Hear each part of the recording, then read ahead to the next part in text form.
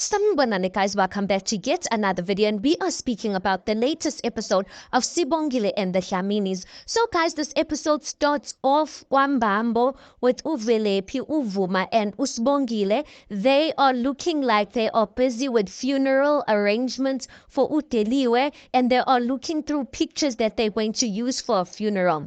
So Uvelephi looks at one picture, she's like, Sinjani lesisithombe. Uvuma's like, how, what a Velephi? Phela inkonzo like kuzobe kukhona amakhonwa nabefundisi manje lesi sithombe ongiveza sona ingathi sithathwe ethaveni. Hayi mntanami, asike sizame esingcono esimbonisayo ngendlela like ehloniphekile that like uzobonisa ukuthi naye uDeliwe bekangumama woqotho asibheke esinye-ke. Then he points at another one that's the tafuleni because there were pictures on the table, and then Uvuma says to Uvelephi asibheke lesi. Then Uvelephi's like lesi. Uvuma's like yeah leso.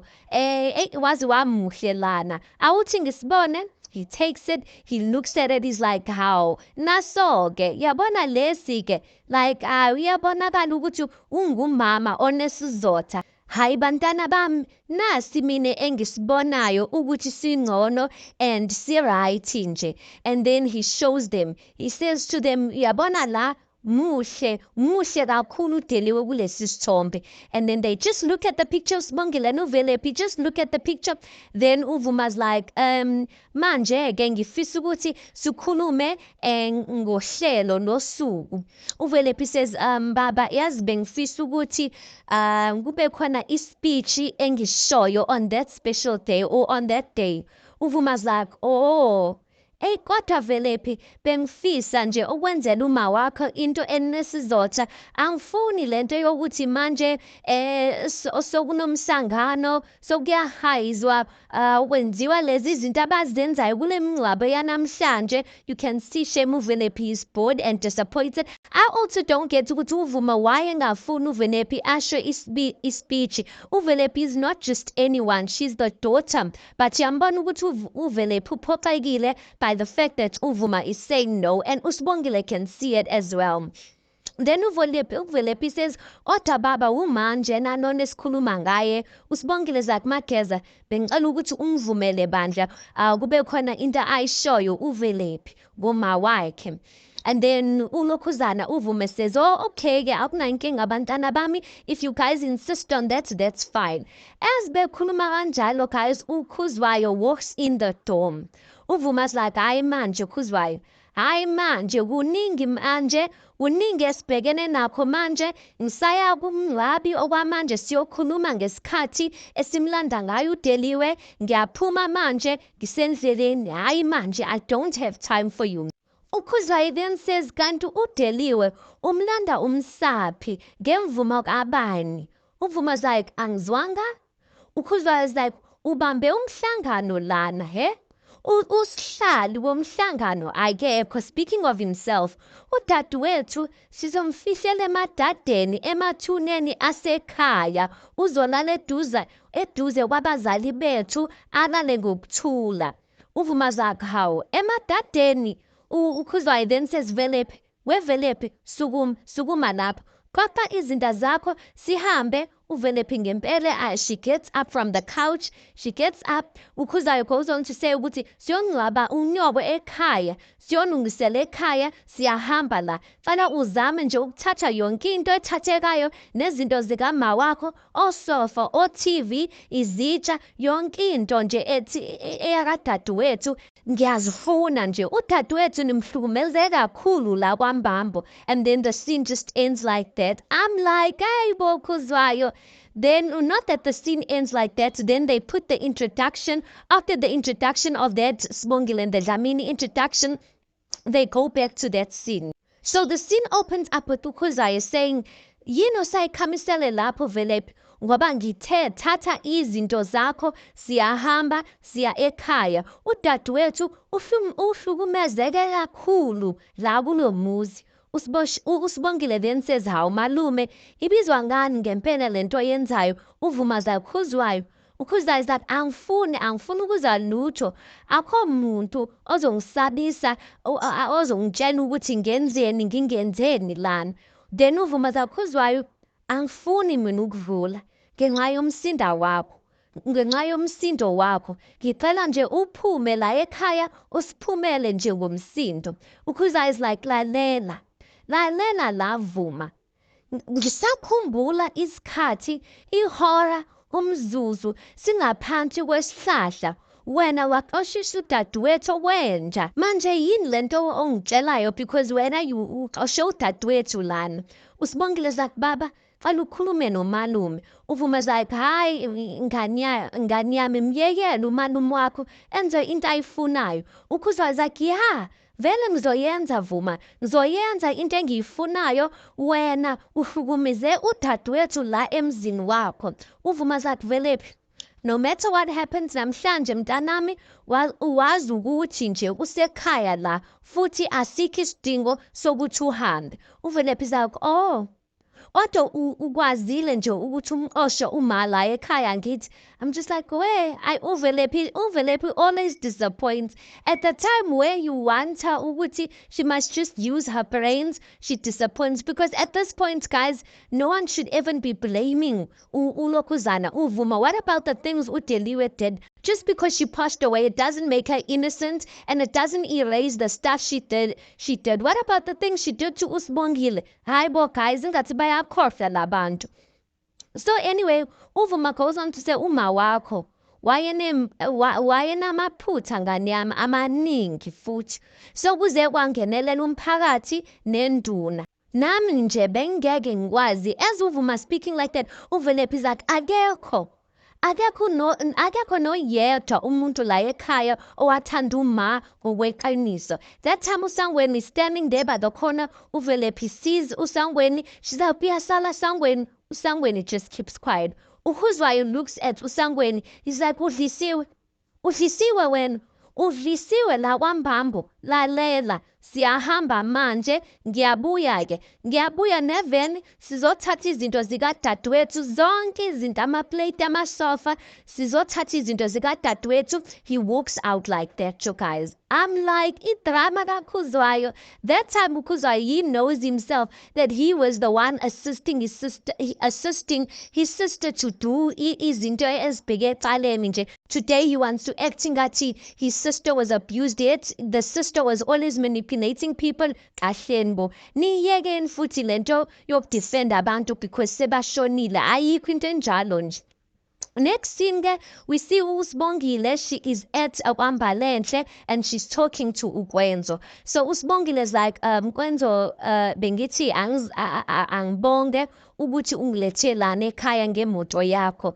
Abangi nje ukuthi I was going to be able ukuthi ngisebenzise amatekisi while abantu bengikhonozela ngamehlo wabo la eqhub. And then uKwenzo is like hayi kanti khuleka bambo lwami. Angijahile ukuhamba so I can stay here with you to support you. Usibongile then says cha Kwenzo ulindelwe ibhizinisi yakho nomndeni wakho. uKwenzo says cha mina ngifuna ukuhlala nawe lana ngibe nesiqiniseko ukuthi right Sibongile. So as they speaking like that uSamke comes, she's like Sibongile nawe ka amakhekhe or nawo ke amakhekhe ayashisa asashisa. She gives her 2 liters, not 2 liters, 2 buckets of 20-liter scones. She gives one to uSibongile ukuthi alibambe ibhakede, gives one to uKwenzo, and then she tells her ukuthi mawufika nje endlini uvule isivalo salamabhakede because the scones are hot. So then uSibongile just grabs the 1 bucket from uKwenzo's hand. She takes the 1 bucket, she puts it on her head, abambe the other bucket with her hand. Then uKwenzo is like Sibongile, like athi ngikusize. uSibongile ke nenkani yakhe sizakhuleka Kwenzo ngiyabonga, and she walks out of Kwambalenhle nje kanjalo. Then moments later Wambambo, we see uSangweni uhlele ecamereni shame. uSangweni is so traumatized, guys, and I feel for him the most. So uSibongile comes into the room and she brings him a plate yokudla, like something to eat. uSibongile then says kuSangweni, bhuti wami uzomele udle. And then uSangweni says bokumele ngihambe naye. uSibongile cha Sangweni besingekho isidingo sokuthi uvelephi abeke kuleyo like akukhethise ngaleyo ndlela. And then uSibongile notices that embhedeni where uSangweni is sitting kunesithombe that uSangweni tore isithombe sakhe noma wakhe sakhe noDeliwe, and uSangweni tore that picture into pieces. And then uNokuzana uSibongile then says, "Hayibo, Sasa, wenzeni? Sasa uzosidinga lesi sithombe." uSangweni then says, "Bosh, umndeni wethu uphelile. Mele samkele ukuthi umndeni wethu uphelile." uSibongile says ukuthi, "I want you to know ukuthi you didn't betray anyone ngayo yonke lento. Uvelephi usebuhlungwini kwamanje futhi uzoba ngcono ekuhambeni kwesikhathi." Then uSangweni is like, "Mawucabanga usazoba usisi wami uvelephi njengoba like it looks like ngikhethe nina." uSibongile is like, uyohleze engusisi wakho futhi-ke wena unenhlanhla ngoba uJehova ukuphe osisi ababili. Ngeke nje usizwe isikhala sikavelephi ngoba mina ngikhona nami. So ngiyacela-ke cala ulalela usisi wakho, cala udle ukudla kwakho, and then the scene ends like that. Guys, I understand the thing that uSangweni is going through, because remember when his mother was in hospital, he wanted to see his mother so much, but here he is tearing the picture of his mother, because to a certain extent this boy is still angry. Phela uDeliwe left her children nje kanjalo, guys, without saying a word. Like there's many times, yes, she did love her children, but there's many times where it looked like she put herself above her own children. So uSasa is in a very awkward place of mourning his mother, but at the same time still being angry at her for the choices that she made. Anyway, next scene uVuma-ke usekhishini usefonini, uVuma is speaking on the phone. He's like, "Ubani okunikezele lo myalelo?" Then the guy osefonini says, "Omunye nje ubhuti okuthiwa uKhuzwayo, futhi-ke usinike ne-address yaseMatadeni." uVuma's like, "Hayibo, wenziwani eMatadeni ngoba lo muntu fanele aze la eXhobo hayi eMatadeni?" Then uGuy wasefonini then says ukuthi, "Nomzane, umzimba thina sesiwulungisile, umzimba siwusa eMatadeni." uVuma's like, "Awulaleli wena, umthetho wakho awulaleli. Ngithe mina lo mzimba mele uze la eXhobo hayi eMatadeni. Ungaphambani nenkulumo engiyishoyo mina." Then uGuy says ukuthi, "Hayibo, indoda leze lana ithe umufi udivosile nje, manje wena ubani?" uVuma zathi, "Angizwanga, ukhuluma noMr Mbambo, umyeni kamufi." Then the guy says ukuthi, "Hayi, iveki neveki siba nenkinga yemindeni. Bengisacela ukuthi nihlangane before nisimoshele upetroli nesikhathi." uVuma zathi, "Akho nto ezohlangwana lana. Umzimba uza la eXhobo, uzonqwakela la eXhobo umufi, siyezwana?" Then uGuy says, "Hey, with all due respect, Mr Mbambo, you as a family ngizocela ukuthi nje nihlangane nivumelane ngento eyodwa before you call us, siyezwana?" uVuma's like, "Hayibo, akho mhlanga." As he's busy speaking like that, uGuy just hangs up the phone. uVuma's like, hello, uGuy is gone. I don't understand how they do these things, guys, because if uKhuzwayo is saying, "Oh, got there and said ukuthi uDeliwe is divorced," don't they ask for any sort of proof? Hey guys, yaze yanzima indaba kaDeliwe. I get then kwaMbambo moments later, it's a full house. People are there, uSamke and other ladies, they are serving abantu amatiye namaskonzi. So kusho ukuthi people bazoduduza-ke. So there's this one man okhuluma no Vuma. He's like, "Baba Mageza, hey, siyaxolisa ngalento enehlele as umndeni, uNkulunkulu khona abe nani." And then uVuma's like, "Siyabonga, intando kaNkulunkulu inzima ngesinye isikhathi." As they busy speaking like that, ungene bani uKhuzwayo, you guys. uKhuzwayo's like, "Yeah, kwenzakalani lana ngiyabuza. Angishanga ukuthi lento yomngcwaba ayikho, angeke yenzeke lana. angeke yenzeka ngokuthanda komuntu-ke, izokwenzeka ngokuthanda kwami. That time guys, uKhuzayo uphethe induku, angazi ukuthi uzoshaya umuntu or uzosabisa uvuma or what's going on, kodwa listen, he is causing a scene. uKhuzayo goes on to say, Wembambo, labantu abazoletha imithandazo ebolile la emzini kadadewethu bafunani labantu? Yo guys, and then unokhuzani ingane kaKhuzayo. I'm not sure if you guys remember ukuthi uKhuzayo unengane lo ohluphayo, the one that made usangweni ukuthi athengise icathulo zesikole or something like that. So uKhuzayo's son gets up, he's like, timer yehlisa umoya. Yo, uKhuzayo is like, yey wena uthi ngehlisa umoya, ulana wena ulamabani la kwaMbambo, ulamabani kwaMbambo, because wena ngoba kufanele ukuthi usekhaya ulungisela ukufihla kwa-anti wakho uzongitshela ukuthi angehlisa umoya lana. Yo, uvuma then says umthetho wakho Khuzwayo awulisabi ulaka la lukaNkulunkulu. And then uKhuzayo is like, Wembambo, uNkulunkulu uhlala la, uNkulunkulu wakwaMbambo na. Ngiphinde nje ngizwe ukuthi nenza lo dodi eniwenzayo lana nizongithola kahle, ngiyanitshela. Uvuma zaKhuzwayo sizodinga ukukhuluma ngaphandle, bengicela ukuthi siphumele ngaphandle siyokhuluma. uKhuzayo zathi ngikhulumani nawe wena, ngikhulumani nawe. Yo, uMandulo comes out from nowhere. uMandulo is like, yey wena yini usibangela umsindo omngaka? Awubahlonipha abaphansi? Awusazi manje ngendlela or indlela izinto zenziwa ngayo? Udadewenu yena uzoxhumana kanjani nabangasekho wena ubhizi wenza ngalendlela owenza ngayo? uKhuzayo then says, Wemandulo, angeke ngivume udadewethu afihle yileli xoki like ini lana.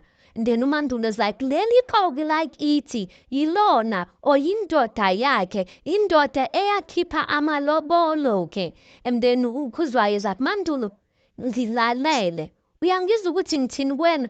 Phuma kulento nca. And then he just takes ikheke etafuleni guys, and then he just walks out. He's like, sukani endleleni. uMandulo is like, yini yona lena?